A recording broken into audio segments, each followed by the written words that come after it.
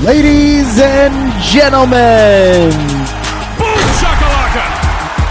the NBA is back and Good JuJu swag is on the rise. Slams it in! So if you're trying to look crisp this fall, Come on! head on over to goodjujubets.net and check out our mall. Just click on the shop and buy some gear. Those tees and hats, oh my, oh dear. Somebody should put a straitjacket on this guy! Look, this right here is the best of season. The bigger the shove, the bigger the love! And wearing Good JuJu is always the reason. He's heating up! He's on fire! NBA is here, so get your gear. And let's start this show with cheers! Come on! Boom shakalaka!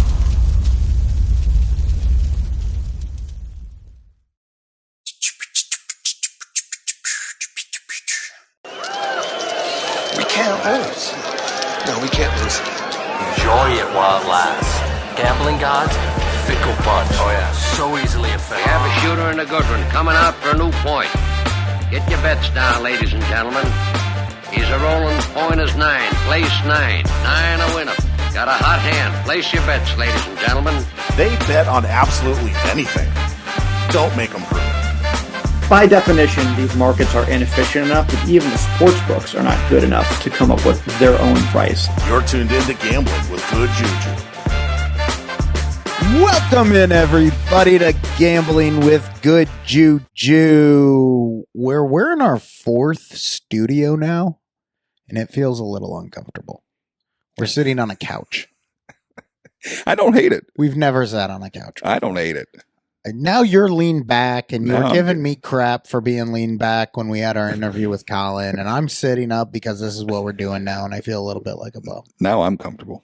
Folks, we're remodeling my basement, and I'm good. Our next studio is going to be our final studio. That's right. I talked Doc Breezy into remodeling an entire basement so that I could have one corner of it for a new studio. Shout out Doc Breezy. That's the only reason we're doing it. We're not doing it for the kids. We're not doing it for the mold that was down there. Right. Definitely not for the bold. We are doing it solely so that I could have one corner to create a podcast studio. So come on down and see Doc Breezy, current sponsor of the show. Yeah, if anyone wants to come visit anytime Thanksgiving or later, I think we'll be guaranteed to be done by then. You think so? I'll give you guys a free tour of the studio. So we're going to do one more here in my basement. Yeah, one more in this basement. One more Maybe of two. me sitting up, leaning back, feeling all uncomfortable, a little on this side. I don't know. It's going to be great. Okay. Hey, if you haven't already, do us a favor and head on over to your favorite podcast platform and click all those buttons to let them know you appreciate what we're doing. Check us out on the socials at Good JuJu Bets as well. We have fun there. I promise. Lastly, if you really appreciate our efforts, head on over to goodjujubets.net. Click on the merch shop and show your support. We really do appreciate each of you. On this week's episode, we're getting meta. Who are we, Ryan? I'll tell you what we are. We're successful top-down bettors finding it more difficult to keep accounts open and get down the kind of action we need to really boost our egos. And our bankrolls. It's something we need to work on and a little more of a focus for us. So this week, we're taking a step back to explore the different levels of profitable sports gamblers and better understand whether we really want to take it to the next level as originators, or if this is just good enough. To help us, we brought on the founder of Betscope, Colin Davy. Betscope offers betting tools aimed to help bettors identify the weakest pricing for every game and every sport, understand how all your potential bets relate to one another, and provides you with a list of recommended markets you should be attacking based on how you think each game will go.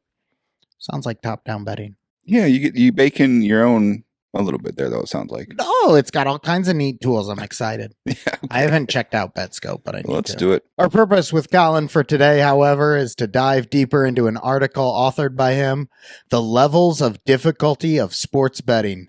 We're going to explore with him where we fit in and what we need to do to advance to the next level. But before we get to that, it's time for the heat check. Heat check. ILL.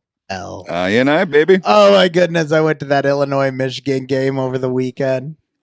We beat them 21-7. Woo! Hey, Sharps, you were wrong. What, it closed -6 or something? Dude, that game, I don't even know what it ultimately closed at, but it opened at almost a pick 'em. Yeah, I think And it then closed they -6. bet Michigan. I know it was 4.5 last I was Unbelievable. looking before I went to go party in Champaign with a 7-year-old, a 5-year-old, and a 3-year-old. Right. It was a great party. We had a great time. It's the name of the town. Yeah. Yeah. Champaign, Illinois. Right. Champaign-Urbana. Champaign-Urbana. Just making sure everybody was clear you weren't, partying in a bowl of champagne. No. No. No, I don't get to do that anymore.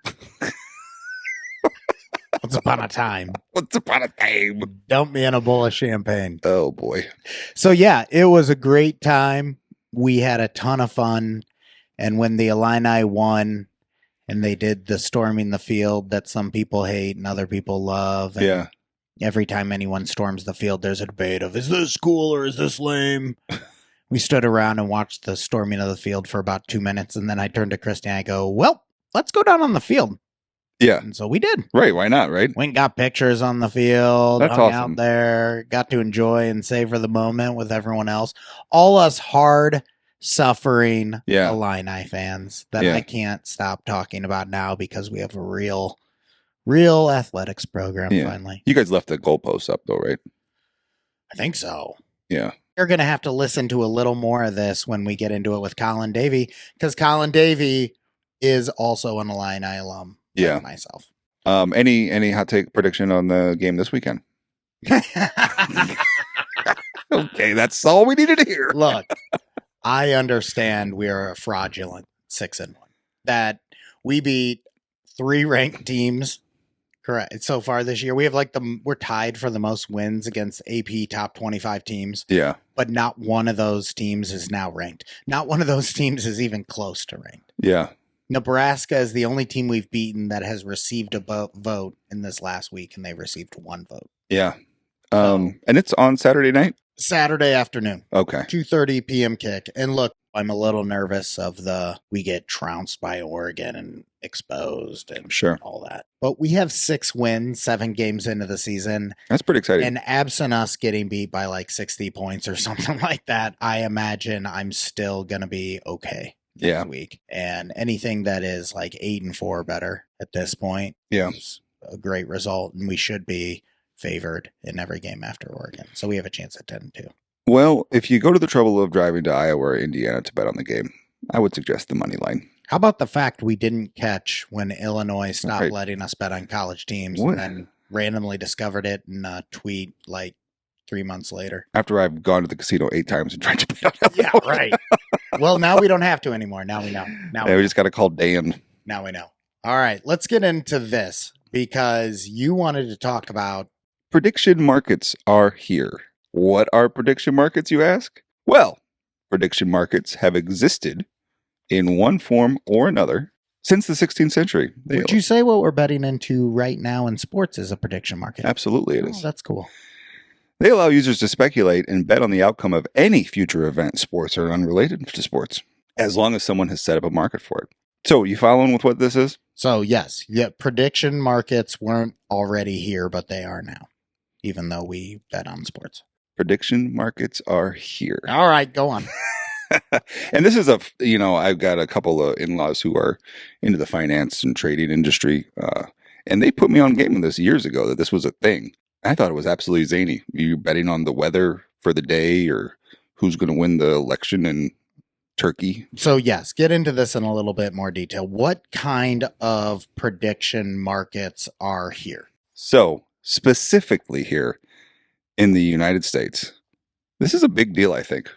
Okay. I got inundated with ads over the last 2 weeks from something called Kalshi. Kalshi. Have you seen these? I have heard of the name. I have not been inundated with ads. Yes. So they are the first CFTC regulated exchange dedicated to trading the outcome of future events. And on October 2nd of 2024, they were allowed to be the first fully regulated election market in the U.S. by lifting a temporary freeze that they had already put on them. So that's how I had heard of Kalshi. Yes. I had heard of that. Yes. So as of a couple of weeks ago, you can now bet on the election of the President of the United States of America in this country. Was Kalshi already operating prior to that in other markets? Yes. So you could have already bet on the weather and we didn't know about this? Well, yeah, that's been around for a while, yeah. Oh, my goodness. Unbelievable, right? So yeah, it's the first time in 100 years that election trades are legal in the United States. But it's not just the election. There's a ton of stuff on there. I wasted some time looking around at the markets. Is there an app? I didn't check that. I was on my desktop. Okay. But of course there is, right? Of course there's an app. So just a little taste here. Whether or not the Tesla Robotaxi public release is before 2026, yes or no? Venom 3, Rotten Tomatoes. Wait. I'm going to take the over. That one's money. Yeah. Robotaxis will not be here by 2026. So no, you no on that. Yeah, I'm taking the over. I believe that was a favorite. Venom 3, Rotten Tomato score. And there's like alternate markets on this. So you can bet it'll be above 50, above 40, above 55. Do you remember what the line was? Not exactly. Okay. Well, do you have the line on any of these? You know what? It's starting getting bugging. And I was like freezing up. I think everybody's going to the server all of a sudden. Okay, give me a couple more examples. Then. All right. New cancer drug passes phase 1 trial this year. Yes or no? kind of spicy, right? Highest temperature in Chicago today. And there's ranges 75, 76, 73, 74, etc. I'm going to take the yes on that cancer drug. I You feel think like so? a new cancer drug's coming out Yeah. on the market all the time. You would think so, It's a right? pretty hot topic. Yeah. Cancer's trendy. And it's only has to pass phase 1 trial. That's all. Yeah. Kind of neat, right? So there's all this stuff on the board. Of course, I tried to sign up, and there's a little bonus. Is cancer hot right now? Oh, probably. I don't know what they talk about that. Like, research gets funded based on what's the trendy about. drugs, the diseases, illnesses.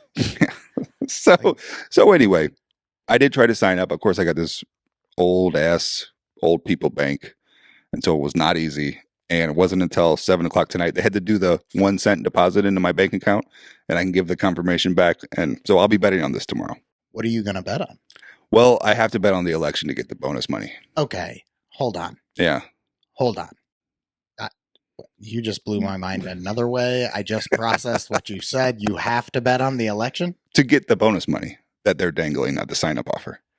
Do you have to bet on the mainline market of Trump versus Harris? I haven't totally dived into the fine print yet, because they do have every state as well. So it's not like just the presidency, but you can bet on individual states. They have all the other elected officials too.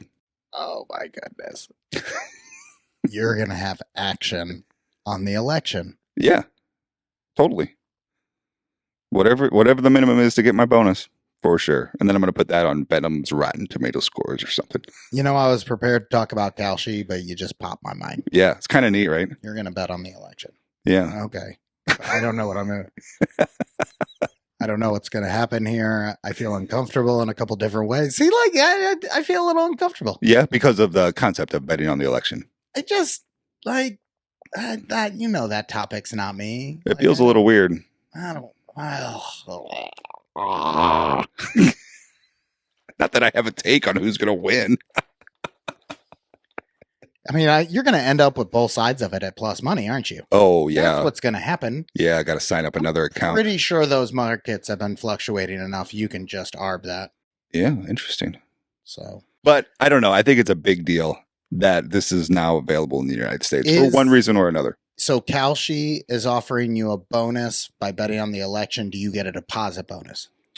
Yeah. Again, I didn't really get all the details. I'm still trying to sign up, but it was only like $20. I don't mean to get everybody excited here. And they do have some sports stuff on there. Have you found plus EV Kalshi touts? Oh my God. It might be the first. Oh my God.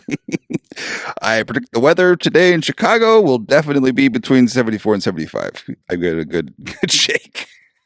Look, man, I got 4 weathermen in the ground. I got an Aurora guy. I got a Waukegan guy. I got a downtown proper. And I got somebody out in Gary. I'm gonna reach out to Kevin Roth. 3 out of 4 on the under.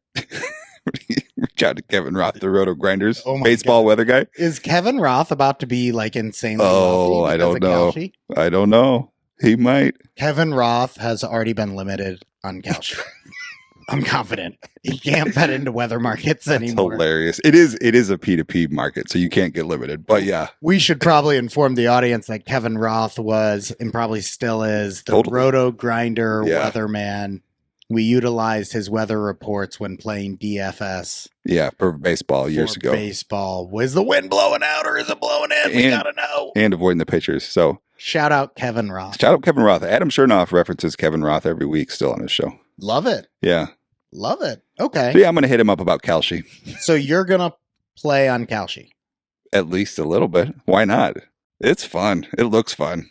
I'm in. Yeah, hell I'm yeah. gonna go download this app when we get done. Yeah, I'm good. gonna see if I can get it on my phone. Yeah, fantastic. Let's go, Kalshi.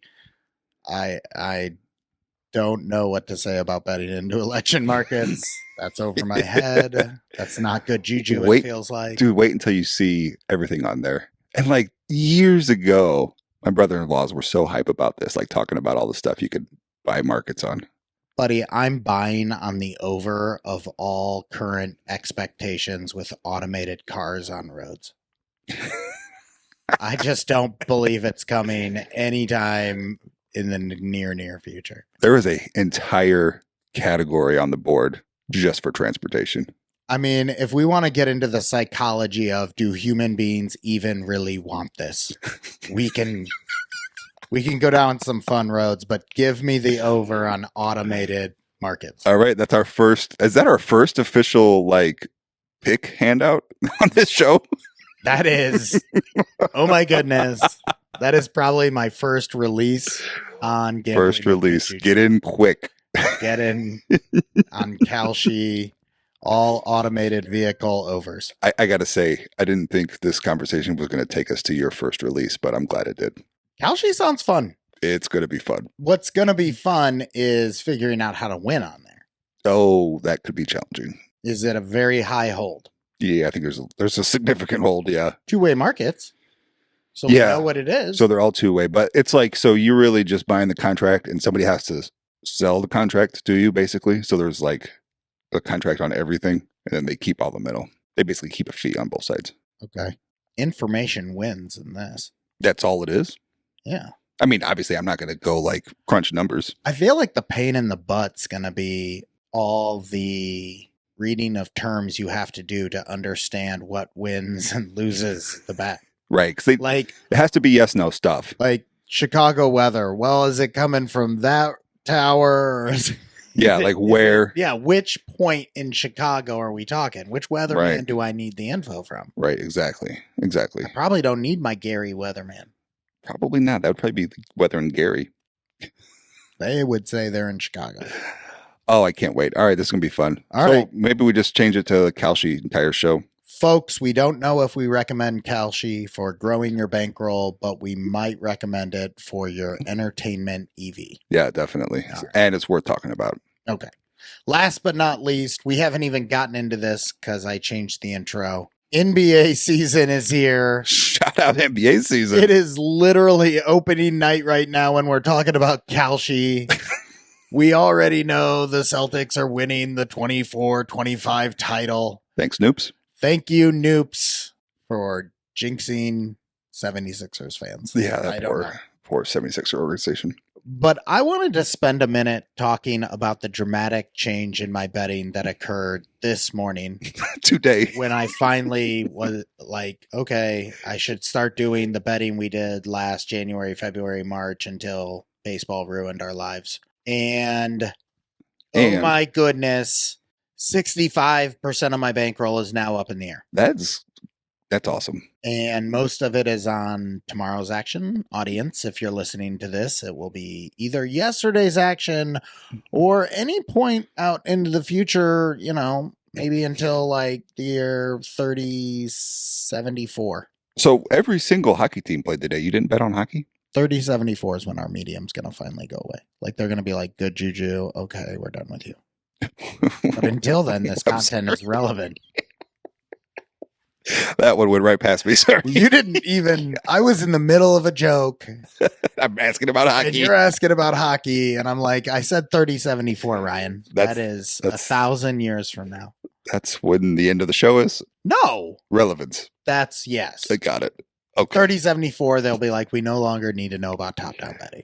It's going to last until then. Oh, man. And it's going to be the same advice. These poor bookmakers. They're going to be like, what the heck was going on in betting markets in the year 2024? Right. So like, these assholes were winning. Finally, in 30-78, they're going to be like, we figured out something better. Oh, my gosh. We can just read their minds. Okay. So, yeah, I have like 65% of my bankroll on the line now. I stopped caring about that Prize Picks thing I was yelling at you about 2 weeks ago. Oh, by the way, I'm banned on Prize Picks now. How much changes in 2 weeks? Jeez. It was the greatest thing ever on the last episode. Now you can't do it. Oh, boy. Look, I got my money out of Prize Picks. Good. I am telling you, don't sign up for Prize Picks now, people. Sign up for a top-down betting system and do what we're doing. And then next spring, when that ends and baseball season comes around and it's terrible again, sign up for them. Yeah. But now let's just top-down bet because I have like 65 wagers open. And apparently Kurt has over 100. Yeah. I have quite a few. Do you know how many bets you have open for just tomorrow? For just today? Oh, tomorrow? Because tomorrow's the bigger slate. Today was just 2 games. Every hockey team played today.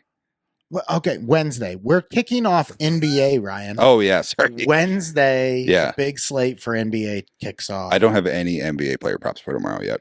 Why don't you have any NBA player props for tomorrow? Because I'll be able to bet more into them tomorrow. So you were not able to get down what you felt was a sufficient amount. You were too limited today. That's correct. And you believe you'll get more money down. And you believe that's worth sacrificing the EV that would come with a lot of these lines moving in the interim. Well, the market's going to shift. I can't do anything about that. Right, but we've always kind of learned the earlier you bet into them, the higher edge you're going to have. Sure. So if there is no edge tomorrow and I miss the boat, so be it. I'll see you on Thursday. Because what this really comes down to me, and the real conversation here is volume versus EV, or right. or not volume of bets, but volume within each wager. Your amount of capital risk. Your amount of risk versus your edge. Yeah. And I tell you what, I've spent the last 45 days of my life learning how to bet less better, and it feels pretty awesome. So you feel you have a new system for attacking NBA that you developed since last NBA season? No, not specifically for NBA, but sports betting in general. Are you applying it to NBA? Well, kind of in this bit of the conversation, I guess I am. Okay. Trying to bet more in less bets. Trying to bet more and less bets is your overall goal. And you know what? We got so excited about this top-down betting stuff last year, and it was just all about the volume to me. But now I've really started to realize a considerably larger ROI myself. Ryan, how many bets do you have today? Probably 50. Is that a lot? Really just focusing on the quality over the quantity is what you were just telling me you were doing. And you have 50 wagers on the line today. Probably. That's not volume. That's what we're talking about. But that's why our lives have changed this week. I got it. Like we were in one phase all summer of this stinks. Get me to football season. Yeah. Then we hit football season. We were like, we think this is awesome. And it was. We've been very profitable through September. September was a banger month. October's been a banger. October's been. September was the struggle month. October was a banger month. Absolutely. So even before NBA hit, even before necessarily a NHL takeoff, we're doing fine. But then these sports hit now and it's like, oh, I'm tripling my volume. I'm quadrupling my volume versus where I was before that. Yeah. And that's what's so fun. Yeah. Okay. I'm sorry for taking that away from you. And that's what's so amazing. And that's where we're at. So a couple shout outs. Shout outs. I like it. Thank you, DraftKings, for all these NBA player props. I'm getting like 90% of my volume down on DraftKings right now. That's been wonderful. Wow. You've been having to spread yours out because of limitations on DraftKings, right? That's what I did towards the end of last season, and I'm not going to revisit that. Maybe is what I'm trying to say. Oh, okay. But shout out to the Odd Shopper tool, because the Odd Shopper tool right now is just... It's popping. Also FanDuel. NHL shots on goal. That's what you were trying to get to. Yeah. That has been going insane, correct? Yeah, let's not talk about that edge. Are you literally suggesting this edge is so severe that we don't want to put it out there to the My public? Lord, they don't know what they're doing. That's what we're here for, folks. This is a real edge. Go look at FanDuel NHL shots on goal. If it's 20 cents better than Caesars, bet it. Right. And if you happen to be listening to this and you start doing that, congratulations, you will start profiting. Profit down. That's what we're saying. All right, folks. Anything else that you want to cover in terms of where we're at from a betting perspective before we get into our conversation with Colin Davy? I didn't bet one NBA future. I just realized that now. Neither did I. Not There's a rookie of the year or nothing. I clicked, but I did not actively bet Hey, it. what was with that weird Bill Simmons thing where it's, Yeah, like I'm not betting those that. don't count. I'm not putting $10 on that. I did do that, but those don't count. I did not go place a wager on a future. Yeah. I mean, how can you? There's some Celtics Do you really? because of the promos again, but they were like bet and get. But it was like I put $40 on them in one place, and I put $10 on them in another place, and $50 on them in another. You know, so it's like I'm getting real volume now on the Celtics. And it's going to pay like 3-1 when they repeat. Yep. Jesus Christ! And after watching, I'm guessing that number is going to go down. Right, one game probably went down in half. I mean, I'm just saying they're like 250 probably now. They set the record for threes tonight. I'm pretty sure. I'm pretty excited, and if they win this year, if anyone thinks there's any chance anyone else is winning next year, get over it. That will be a three-peat. We'll see you in the year 3074. I mean, I don't know how long it'll go, but that's at least a three-peat. I like it. All right. Fun. Yes. We're back. We are so back. We are back.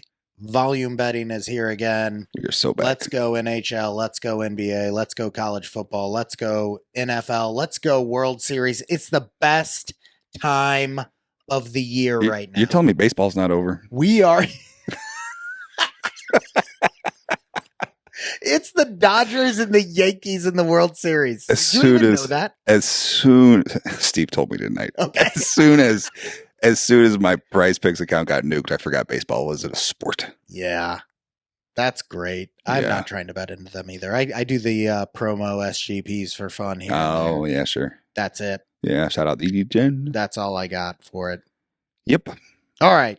Let's get dirty. This. We're talking sports betting tiers with Good JuJu. That's right. We're getting meta again.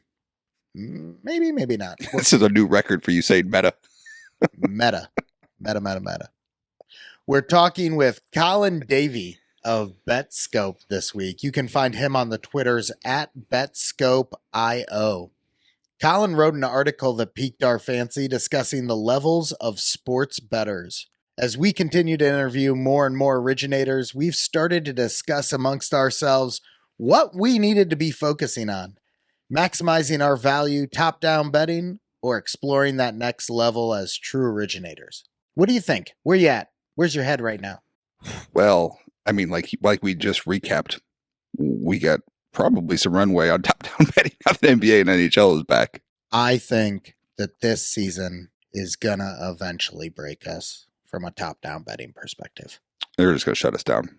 I think by the end of this season, we will not be betting with our original accounts on most books outside of Peanuts. I did have a fear the third day into the NHL season of if FanDuel turns me away before they turn off unders on shots on goal. See? Yeah. There's always another edge, but if we just get shut off by all the books, that's a problem because then we have to play a different game. Yeah. You've lost a few outs at this point, right? Bet Rivers and... Yeah. I mean, I can bet, since my bet size is so much smaller than your guys's. Yeah. I can still accept clicking the button on some pretty meager numbers. Sure. On Bet Rivers specifically? Or? Yeah. Okay. I don't check Bet Rivers. I don't check ESPN Bet. I don't have money in Fanatics. I don't. Seriously? Yeah. So I've got everything's coming through. DraftKings, FanDuel, Caesars. Yeah. BetMGM. BetMGM. Everyone says you're limited there quick. They love me. They still love me. Keep it up. I don't know what's going on there.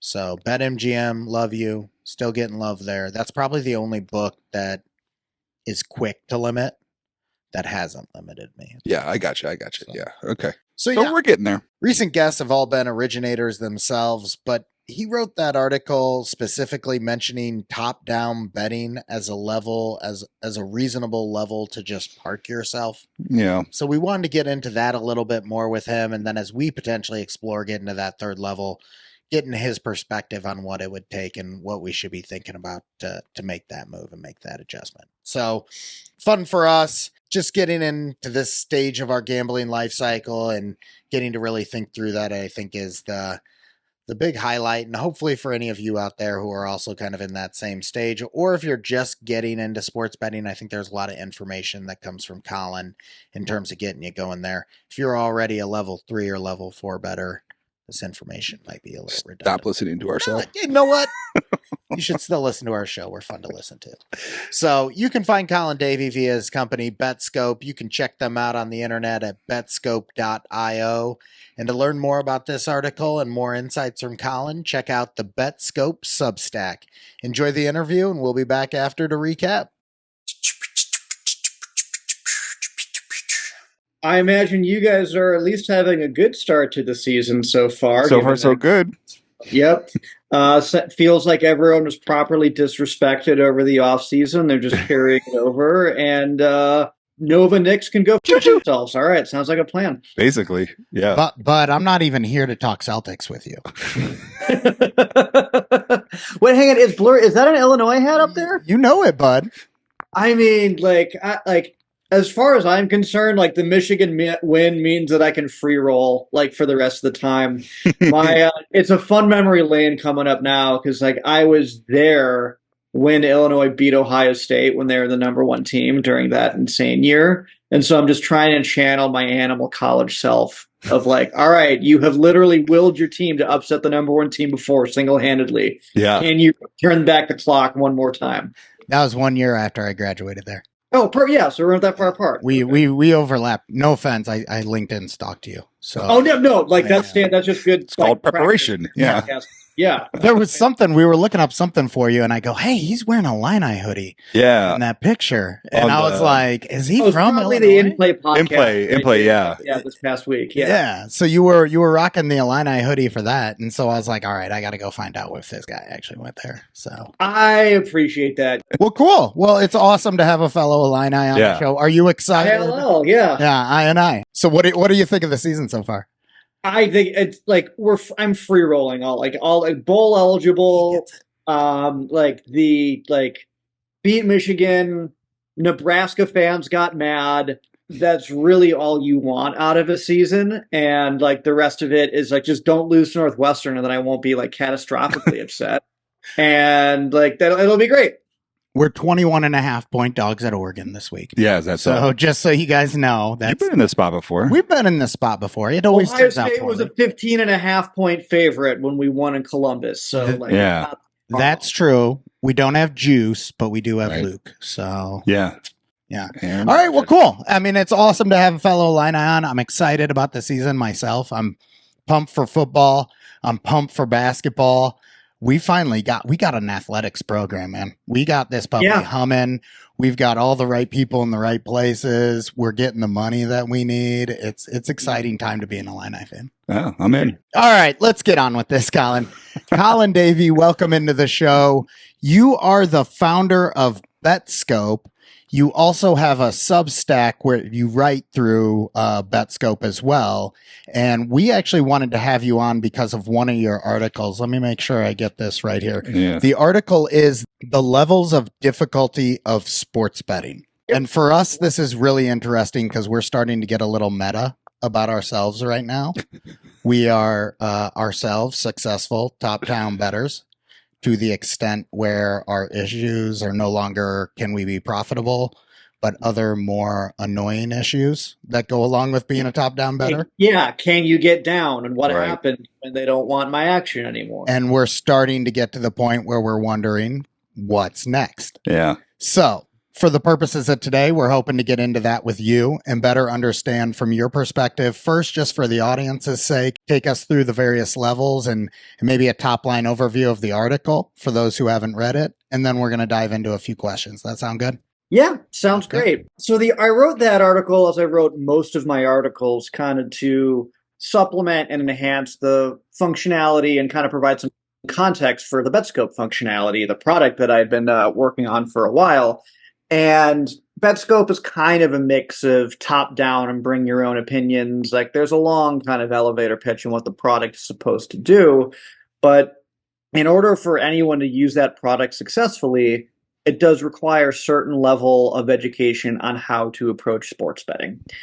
I don't think I need to tell either of you twice about how people enter this funnel, usually through the worst standard opinions possible. I know ball. I research all the statistics myself, and surely I can beat these markets because I know something that they don't. The good news is everybody gets their kicked in with that approach, like when they first start out, because turns out there's a whole lot that you might not know about sports betting if you come in with kind of like, oh, man on the street opinions.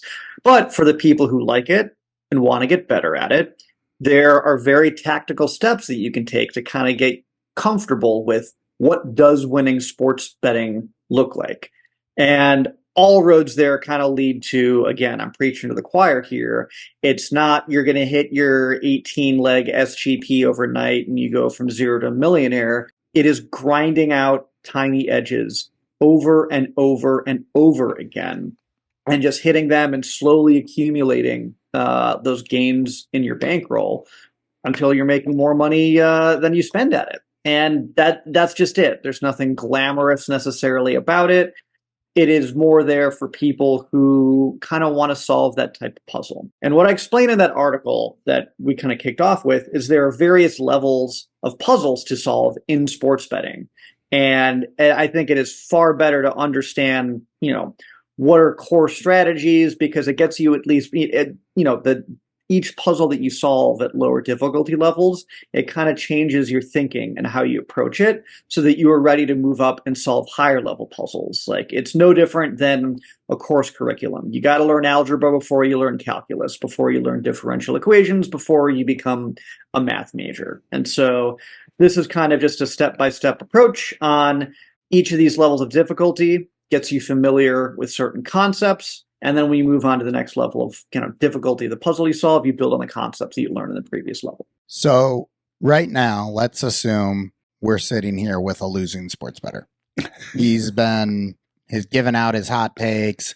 He's trying to claim he's up, but everyone knows he's putting in more than he's taking out. Thanks for not pointing this way. Right. I'm pointing to an imaginary audience member. Also, Colin, just so you are aware, this uncomfortable setup we are in is temporary. We are remodeling our studio that we're building. I was going to say, like, all it's missing is like the wood paneling and the deer head mounted in the back. Yes, we are literally just on his couch in his basement operating. This is our fourth studio, and we're remodeling my basement so we can do a fifth studio, which is going to be our final studio, and we'll have you back on. It'll be a great time, trust me. Sick. Okay, back to the losing sports bettor. Yeah. So we're sitting here with a losing sports bettor here, and you're telling him there are 4 levels, or that there's all this progression that individuals go through from being a losing sports bettor to whatever their ceiling may ultimately be. What's that first level that they're going to look to dive into in order to reverse the trend from negative to positive? So I think as a concept, one of the first things you have to learn if you want to become a winning sports bettor is a concept of what price are you getting. Think about how most people start off in sports betting. They are certain that they know what the outcome will be because I know ball. I just have a feeling this player is going to go off and I'm going to bet them no matter what. Well, you can pretty easily set up some pretty ridiculous thought exercise for it, where it's like, okay, would you bet that? You say like, oh, I'll bet the LeBron over tonight. Well, great. You want to bet over, call it 19.5 points or something on the prop market. Would you still bet over 22.5? Would you bet over 25.5? Would you bet over 40.5? Would you bet over 80.5? We can find a number at which you would not bet that over. It's like, well, I thought you said he's going to go off. Well, like, what does that mean? And when you start to pick at that and, kind of gets relating to like, okay, at what number would you not bet him? At what price would you not bet him? At what price or what number would you not make this bet? You'll usually find that that person does not have an answer for it.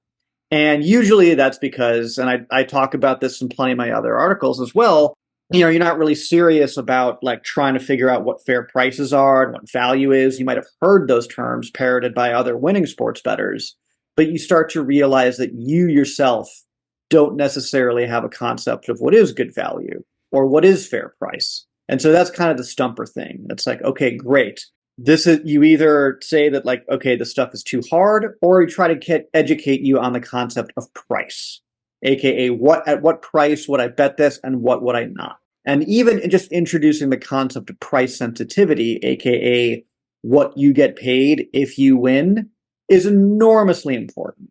And I think the easiest way to train people on that is through something as simple as arbitrage betting, where all the skill that is required to do arbitrage betting is to know how much one side pays out at this book and the other side pays out at that book. It requires no knowledge of what's actually going to happen. It's free money, and people love hearing free money, but it's at the very least something to get you comfortable with. Like the more and more you rack up all these bets, you can start to internalize, like price is arguably the only thing that matters. You start to internalize what a winning rate actually looks like. It's not the 9-0 on a hot streak lock of the week shitty Instagram culture stuff that like you work so well when you're, following touts or whatever. It's getting used to the idea of accumulating a bunch of small edges over time and slowly growing the bankroll. And so like arbitrage is probably the gentlest introduction to like the all important concept of price sensitivity in sports. Now, that's interesting to me. Yeah. Because I thought when we got into this conversation, I've never really arbitrage bet myself, by and large. I got to top-down betting into that same level of understanding in price sensitivity simply by following and learning from Plus EV promo accounts that were putting out advantage plays via Twitter or wherever else. And then as they would price that out and talk about pricing and talk about that, I slowly would acquire that skill. Yeah. And so I thought coming into this conversation, maybe, there was something different to it. But I believe at the end of the day, arbitrage betting and the learning you're trying to achieve to get to that next level was still an extremely similar process to what I probably went through via my route. Does that make sense? It does. And I think there's a level, maybe I can not rephrase, but like maybe another way to look at arbitrage betting is it's almost like the optional tutorial level of the game. Like you've truly never done any of this stuff. I think the other part that arbitrage betting really helps reinforce is a reminder that these markets are inefficient. If you can bet two sides and lock in a profit, by definition, someone has to be wrong, and the markets cannot be efficient. And so that's where you start to internalize, like, because, some of the other like ambient opinions you might have if you go on a losing streak is like, well, I guess, Vegas always wins. And there's this like illusion that they are omnipotently all seeing and all knowing, and they have some crystal ball that we don't. You see enough arbitrage opportunities, and you say, no, like it's clearly not an efficient market. And there's no white paper required. There's no, I got a guy who has a secret model or like some like galaxy brain stuff behind it. You just look at two prices and say, those are so far off that this market has to be inefficient. And so like once you internalize that truth that this is a beatable game with not a whole lot of, magic thought required, you can start to systematically understand what are those leaks in the market? How can I exploit them best? And so like if nothing else, it's also a really good confidence booster for saying, I can beat this. Because all the other levels above that do involve some concept of risk, estimating your edge, signing up for the volatility roller coaster. Plenty of people are happy to stay at arbitrage betting because one of the skills we haven't talked about yet has nothing to do with technical skills. It has to do with the ability to sign up for financial volatility voluntarily in your life, which is its own skill in managing that and dealing with it, in making sure that it doesn't affect your life outside of sports betting too much. Some people cannot, will not, or do not want to introduce that, and they're happy to stay at guaranteed profit. I'm exploiting the system. I'm going to grind out my 1 or 2%, and I don't have to worry about what happens. And that is a legitimate consumer choice, depending on what level of difficulty and what level of risk and reward you want to sign up for in sports betting. Before we move forward, do you operate yourself at level 4? Not for any of the main markets. Like I got to level 4 in some more niche sports like golf and tennis. But even that, like I shy away from those just because I think extending kind of like the top-down approach is far more interesting in terms of making a scalable product out of that. Right. Do you participate in all 4 levels? Or I definitely have participated in all 4 levels. But like, yes. Do you arbitrage bet today? Oh no, arbitrage I do not anymore. Yeah. I'd rather just take the positive EV side of the ARB. Okay. So that's I've given up level 1. Yeah, that's one of the things that I was trying to get out of this is like I actively top down. I don't see a real reason to add arbitrage betting to my portfolio. It feels just sort of you got to get the price and you got to get the price. It is just an added layer of intensity in a moment that I don't really want. Yeah. Just the actual act of timing it up and making sure markets don't move and getting it all right. Yeah, but here's the thing. What a great way to learn the mechanics of this entire situation. Exactly. This is, if you haven't gotten to that level 2, learn via the arbitrage opportunity. Right. So that's still definitely a place for our buddy who's sitting over here next to you. And like something that you didn't mention, like in your journey, was like the years of sports betting beforehand. Right. There was that. Yeah, right. Yeah, we did sports bet for quite a while. Yeah. And we stayed at that sort of what our level 1 was, Colin, for multiple years. I did at least and profited. It's just that ceiling was always heavily capped by just taking whatever promos and by the promotional market. Yeah. So then we've discovered level 2. If you wouldn't mind, walk us through that. Yeah, let's do level 2.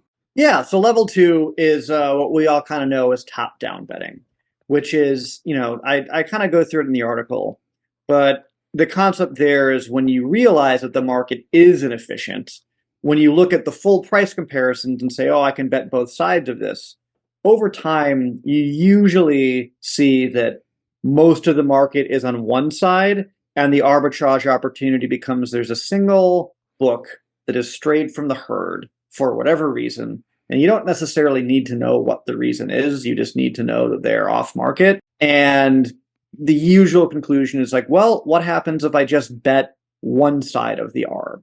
And like the idea being that if someone is off market, if you can see that everyone else moved, but one side is straggling here, if you can reasonably pick out which side of the ARB is probably a profitable one, using some basic knowledge of expected value calculations, you say, well, if I, apply my newfound knowledge of calculating EV, I'm betting a plus 5% EV bet over here and a minus 4% EV bet over there to lock in a 1% guaranteed profit.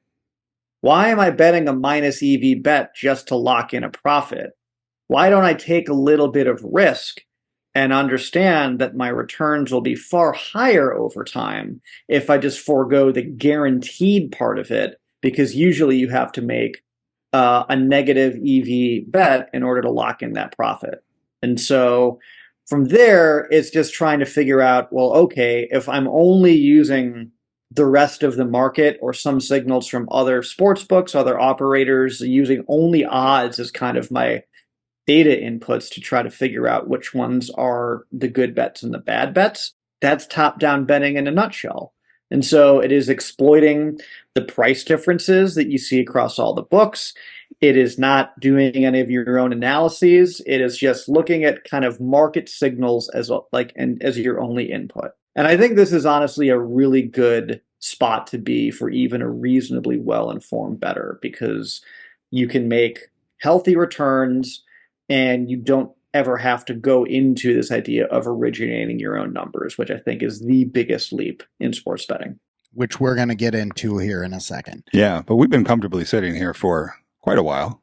We are at the point, I would say we're at the top end of level 2. Like, we get it, right? Like, we've pretty well mastered it at this point, but it's sort of, we understand it's a different game to go to level 3. Before we get to that, in both level 1 and in level 2, in terms of our arbitrage betting and top-down betting, both these scenarios, just for the audience's sake, we would utilize an odds screener to achieve these objectives, correct? That's how you would recommend going about that? Yes, absolutely. Either an odds screen. There are also numerous top-down betting services that aggregate the odds and produce your source of truth for you and kind of compile that all into the EV feeds. But yes, if you can help it, I'm always a fan of just looking at an odds screen, like just so you can see the market as a whole, because you start to build some intuition on which books move and which ones are kind of leading and which ones are following, which books are better or worse in certain markets, because the market is not a monolith. Different books are sharper than others in certain sports and certain markets. And the longer that you can just stare at an odds screen, not, at the expense of your job and your family or anything like that, but the longer you can like stare at those odds and see them move and kind of understand how the market works, you're going to just build some better intuition on how this market in particular works. And to give you a plug here, is this what Betscope is going to help with in terms of both those levels of betting? It is. Betscope does have an odd screen, functionality to it. Part of the reason we settled on the design that we did is if you follow my advice and say, "Oh, great, I'm going to go monitor all the odds for all the different markets," you would quickly have 80 tabs open in your browser trying to monitor everything. Right. And so, I don't think that a lot of design choices of odds screens and odds comparison sites can really scale all that well with just the explosion of offerings that the operators have had recently. And so it needed something different. Or how do you quickly digest what are all the markets doing at once? Like, which markets have low hold, which ones have arbitrage opportunities? And like Betscope, if you just use it as an odds comparison tool that's a little bit more convenient than your standard odds comparison tool, that's a perfectly legit use case in itself. Awesome. That's fantastic. Yeah, cool. Okay, so we're at the top of level 2.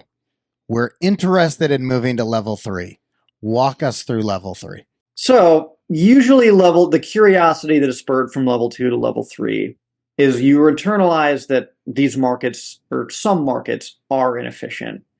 And you wonder, how does anyone come up with that number? Because, maybe you're subscribed to some release services like ETR, where they release their prop projections, or they say this thing is a good play and the market moves accordingly.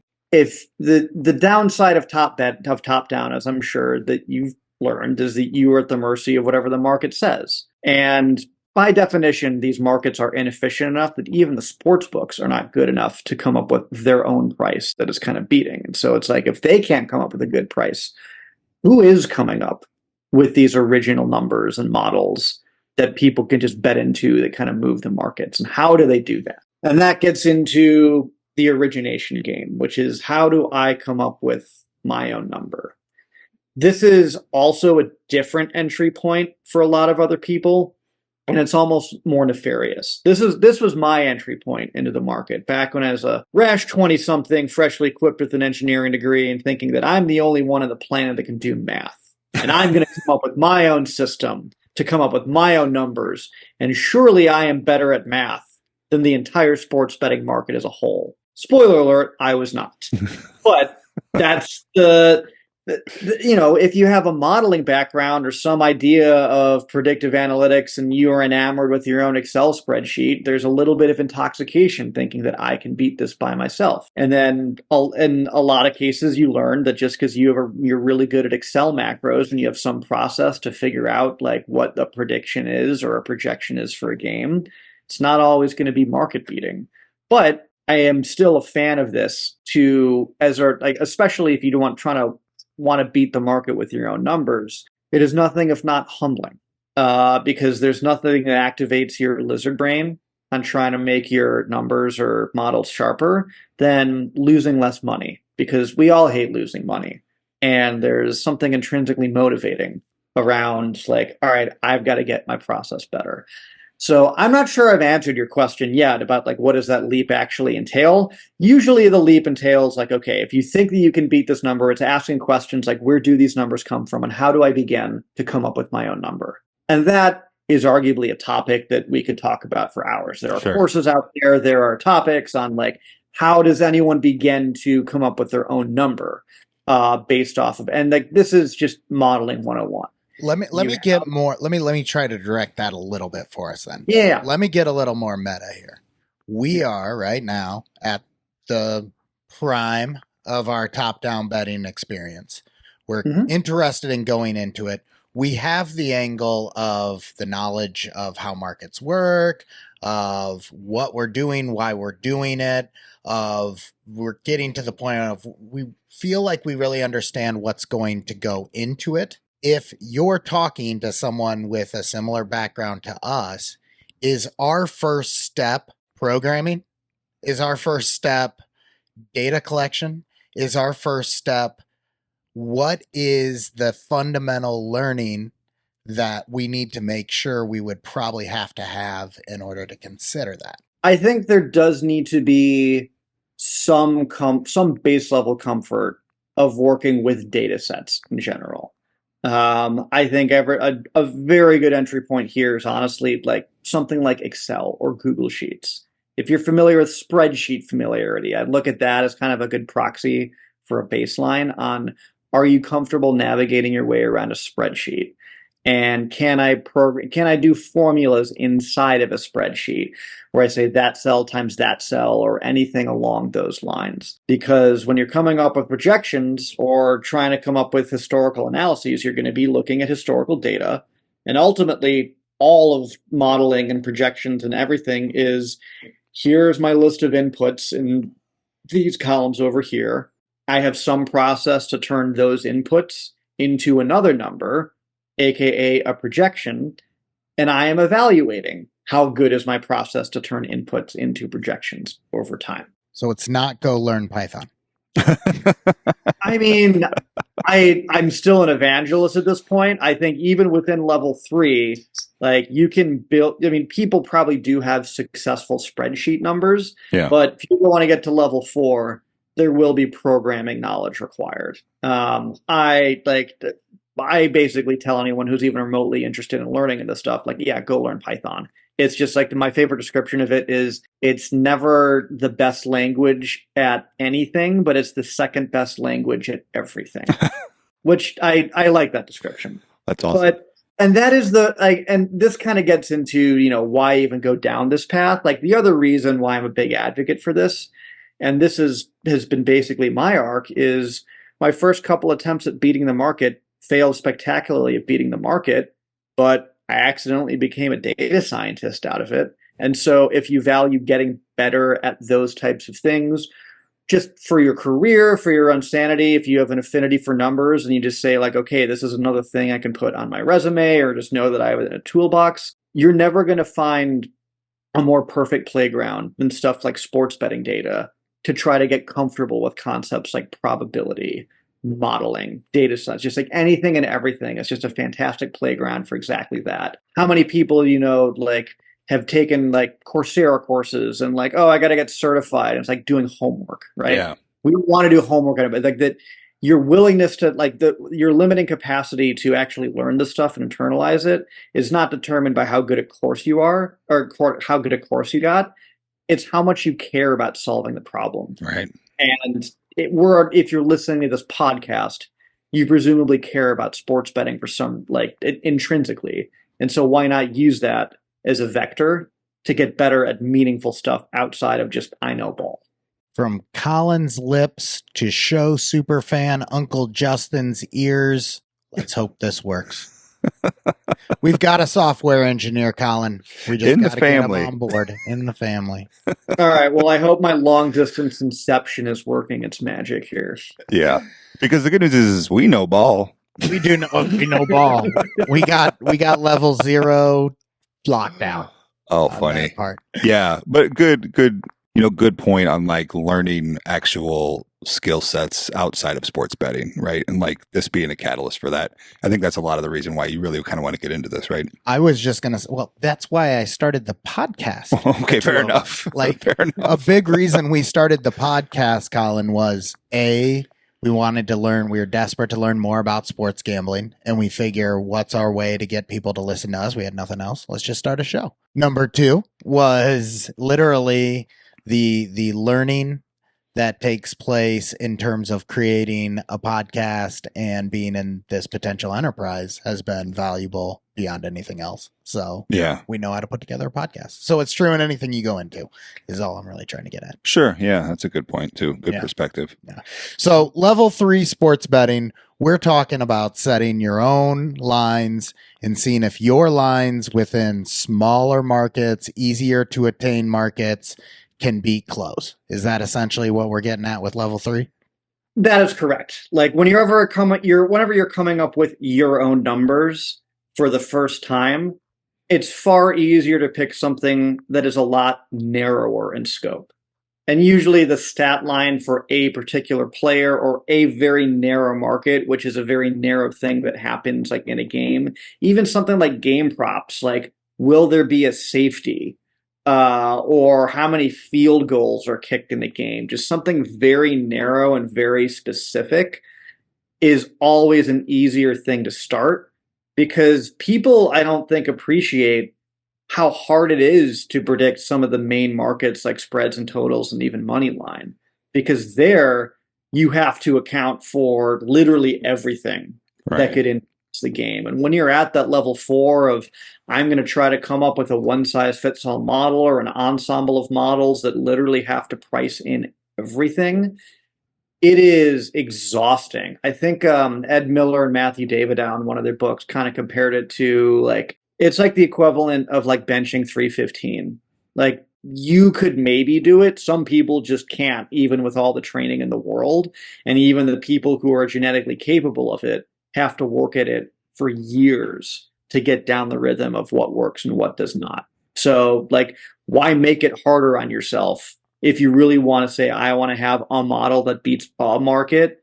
Pick the easiest ones first. So is the difference between that level 3 and that level 4 primarily a matter of intensity? Or is the process that you go through to obtain the numbers to beat a market in one level versus another an entirely different process? Once you have the process down for 3, aka you have a model or a method to predict a number, once you're familiar with how to turn inputs into outputs, from there it's just getting like if you have an understanding of how to build a bad model, then like it's just transitioning from understanding how to build a bad model to a good model. And that gets into things like techniques, where it's like, all right, if you cap out your proficiency at something like Excel macros, you're never going to learn all the deep learning and neural networks and advanced modeling techniques that you need to learn through more sophisticated programming packages. But the core concept is still there. Inputs turned into outputs, evaluated for accuracy. The rest of it is, what are my different modeling techniques that I could use to kind of predict those higher level things? How do I fold in additional data sources? How do I test if adding this data source will help or hurt the model, and how much lift will it get it? From there, it's also more like kind of meta questions. Like if I have historical data, which years of historical data do and do not apply to predicting this forthcoming year? Because one of the interesting things about sports is we're not trying to quantify or predict these outcomes that are bound by the laws of thermodynamics or physics or something that is kind of fundamentally unchanging. These are ever-living ecosystems that we're trying to suss out. There are rule changes. There are changes in strategies. There are like all sorts of things that are and are not allowed year to year that we're like, we're kind of predicting the same game all of the time, but it's always changing. And that's what does create the opportunity, is that, the model that might have worked for the last 7 years, like, just might go out the window in the next 3. And so you have to be able to stay on top of that and adapt and figure out what is and is not applicable. And the reason to, I think the real reason to try to get into level 4 beyond the money is it unlocks a level of critical thinking that once you get comfortable with, and you can just kind of navigate a situation with that higher level of understanding of what does and does not apply, you are now at the very least thinking about the game, about sports betting in such a transformed way that when you started with just I know ball, that you know that you're looking at the game the right way. Think about where we've gotten to, Juice, where we are today versus when we were first looking at odds screeners when we initially started, and where our learning has come from since then. Yeah. And so then I think that it's almost feels like, to me, level 1 and level 2 are almost like a journey together. And then level 3 and level 4 are almost like a journey together. And then that leap, like you mentioned, between level 2 and level 3 is a very real, very substantial barrier for some people to even get into. And for a lot of people, beyond the money, that's what they really want, is to say from their whole chest, I'm a profitable sports bettor. In the same way that some people, like, I consider myself in this camp, like, I'm a profitable poker player at low stakes. I could want to jump up to, like, some of the higher games and go there and kind of play against the semi-pros. But for me, it's good enough for me to say that, like, it's a nice little party conversation. People say, do you usually win when you go to play poker? And just to be able to say yes and know it's true, it's a nice little thing. And and there's nothing wrong with just taking pride and saying, yeah, I'm a winning sports bettor. Doesn't matter that I didn't come up with the grand, like, investment thesis or whatever, but there is skill in knowing how the market works and how to exploit it. And just to be able to say, yeah, I'm a winning sports bettor. I'm sure you guys get the same comments where it's like, Totally. oh, you guys win at sports betting? Oh, that's really cool. And Yeah. it is cool. It Like, is there is cool. a little bit of point of pride for that. There's so many people we talked to in Las Vegas, even at Bet Bash, where it was just like they didn't believe us that we were at a conference for sports betting, or we were winners, or all of the above. Yeah, to clarify, not the people at Bet Not Bash, the people at Bet other Bash, yeah. people. No, it's everyone around. Like, yeah, I had the same Yeah. experience sitting at the poker table, and you'd be like, and you guys probably have this, like, it comes with other interesting things. Like, everyone asks me, like, oh, so who's going to win the Super Bowl this year? And I'm like, that's Yeah. not at all how any of this works. Like, Right. I'm not a Nostradamus wizard. It's just like, you just understand markets. Exactly. I liken it when people ask about a game or something like that. It's almost like I'm having a conversation about the price of gas around town, where it's like, Yeah. it's a nickel less in Creve Coeur. Shout out the fellas at CT Gabbert who are remodeling my basement. Yeah, I'm shout out those having guys. these very conversations you're talking about, Colin, With the fellas remodelers? that are remodeling. They're like, so That's you got a hilarious. podcast about sports gambling? Yeah. Does that go well? Yeah. Future sponsor of the show, probably. And it's just fun because it just gives you a reason to have a fun conversation with another human being. Yeah, it's unique and interesting to us. Jeez. Yeah. I feel the same way about, I'm kind of rehashing the same point, but I think that, the compelling reason to go into levels 3 and 4 is, like, if you like numbers, then this is a great way to get better at numbers, like, for you.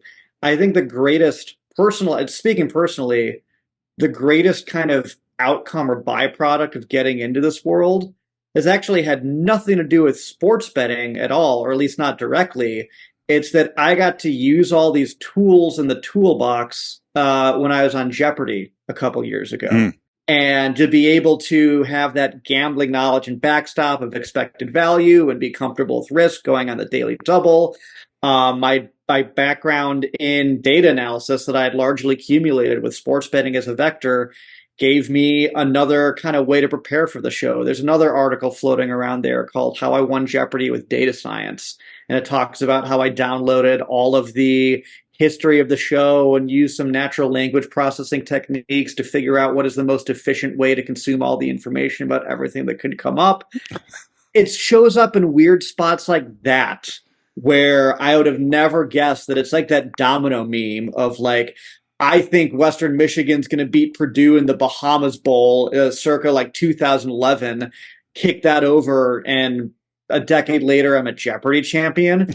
Would have never guessed that starting out. But as always, like it just goes to show that participate, put your effort into something, and you're going to get unexpected payoffs. How many episodes were you on? I won one episode. Awesome. Still, won one, lost one. Still, salty about like I wanted to go on a deeper run, but one of the things we appreciate after being on the show is that there is just so much variance. Another concept that you get very accustomed to in sports betting, that that any given person can win any given episode. There's so much luck that goes into any given episode that you really can't benchmark yourself against the results so much as you can to say that, like, I chose to open myself up to potential ridicule and failure on national TV. And not a lot of people even want to take that step. If you're willing to share for the audience, what were your winnings on Jeopardy? Oh, no, it's public info. You can see on the screen. Like the winning episode, I won $26,000, and then and the one that I lost, it was $2,000. Oh, that's awesome. That's fantastic. Yeah. Colin. That's super cool. I can't believe we got this deep in the interview before we had the Jeopardy conversation. Right. No kidding. Shame on us. Right. We did know to bring that up. Audience. All right. Before we let you go, Colin, last question. Should we become originators? Well, like it's like for all the reasons I outlined, like what do you want to learn from originating that you see picking up outside of originating? Because if the answer is I want to become an originator so I can be a professional sports bettor and live full time, it's not a great reason to do it, honestly. But if you want to get better at programming, if you want to like just have more outs on your resume, so to speak, absolutely become originators. We're passionate sports bettors. We're never going to stop. We figured out how to win. And at the end of the day, I don't think we are excited about the grind of trying to find accounts and figure out all the other stuff that goes with a long-term strategy around top-down. So I think that we continue to believe that this is a project we need to pursue. I like it. And that's where I think we landed. Colin, thank you so much for taking the time with us this week. This was a wonderful conversation, very helpful for anyone who's interested to understand not only where they are, but what it would take to beat all the different markets that are out there. Yeah. Thank you so much. Good juju to your bets, Colin, and we'll talk again soon. All right, likewise. Thanks for having me.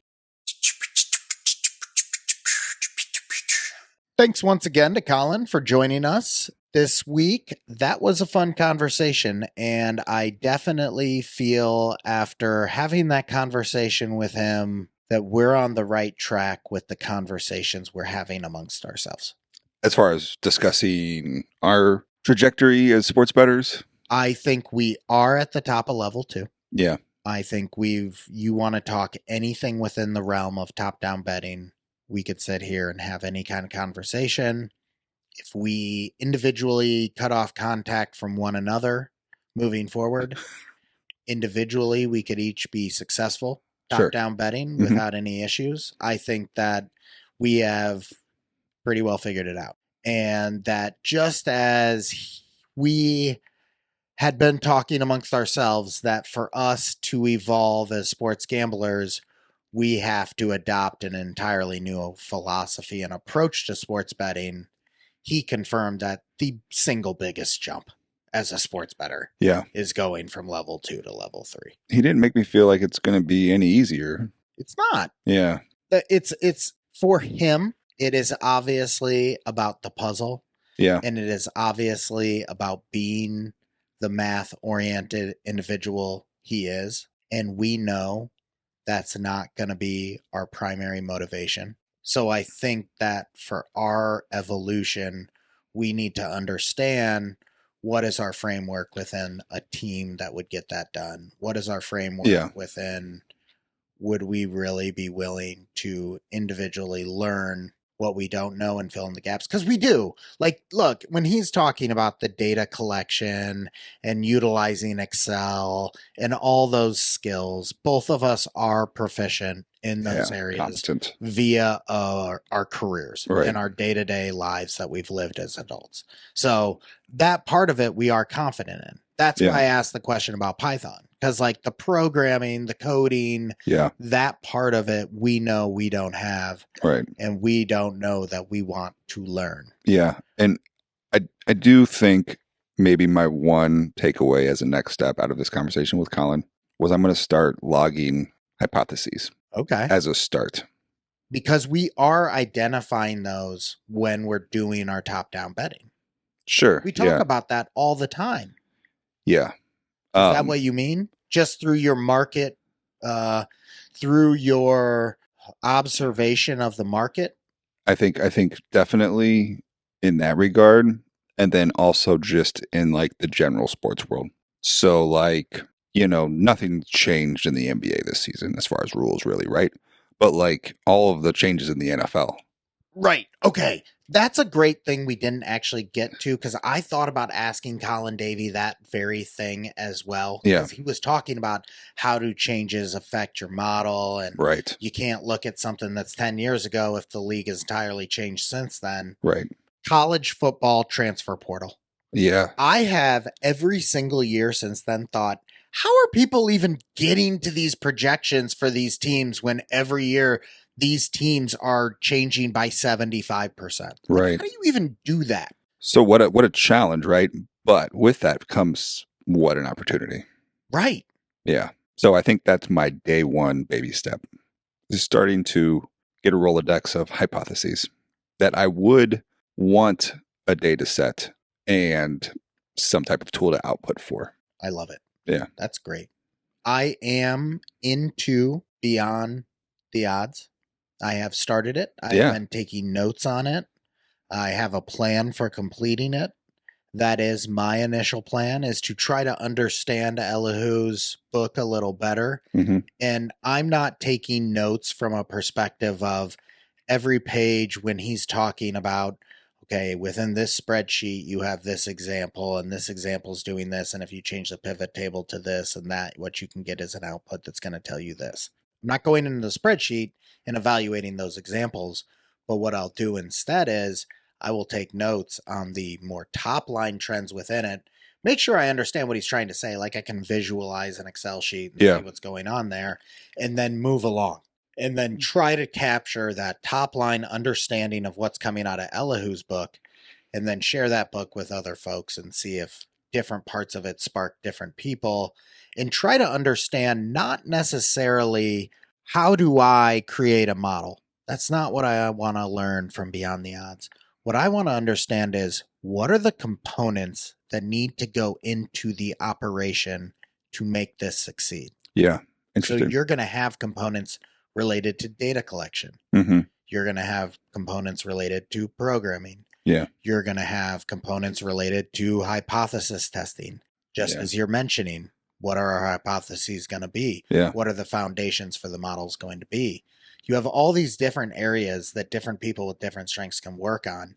And I think digesting that book for me is going to really help me understand better what those areas are. What the roadmap to even try is. to create a cohesive effort. Yeah. That could work. Cool. So challenge accepted. Love this conversation. Not sure if we're going from level 2 to level 3 or not, but we are definitely, I would say, post Bet Bash, and the folks that we've talked to since then has evolved our thinking and has us strategizing on what our next step is going to be here long term. So thank you to Colin for helping us talk through that. Hope you all enjoyed this episode. 2 weeks, we are going to be talking with Casino Tears host. 10 ton. 10 ton. Excited to have him on. We're going to be talking craps. Because we talk craps a lot on this podcast. I think we've gotten to the point where we feel it's maybe not a plus EV wager, but it's a ton of fun. And we're excited to talk with them about different ways to approach a craps table. Maybe have them just give a, hey, dummies, everyone who says they can't play craps, you can. Yeah. Here's the 5-minute 101. Craps 101. And then we're going to talk fun stuff on top of that. I can't wait. Sound good? Yeah, it's about time. All right, folks. Hope you enjoyed this one. Good juju to your bets. We'll talk again in 2 weeks. Bye. Bye.